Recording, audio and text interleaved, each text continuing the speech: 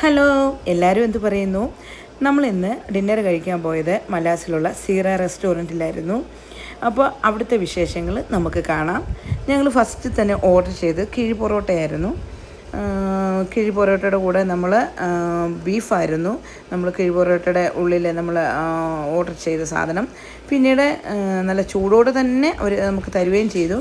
പിന്നെ നമ്മൾ next order ചെയ്തത് മീൻ പൊള്ളിച്ചതായിരുന്നു.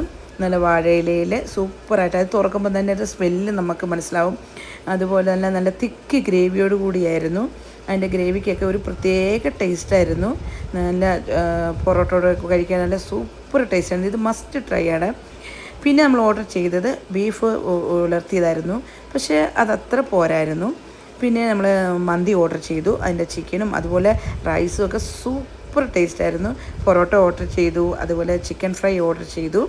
അപ്പം ഈ സാധനങ്ങളെല്ലാം ഓർഡർ ചെയ്തെങ്കിലും മസ്റ്റായിട്ട് നമുക്ക് ഇഷ്ടപ്പെട്ട അവിടുത്തെ മന്തിയും അവിടുത്തെ ഫിഷ് പൊള്ളിച്ചതുമായിരുന്നു.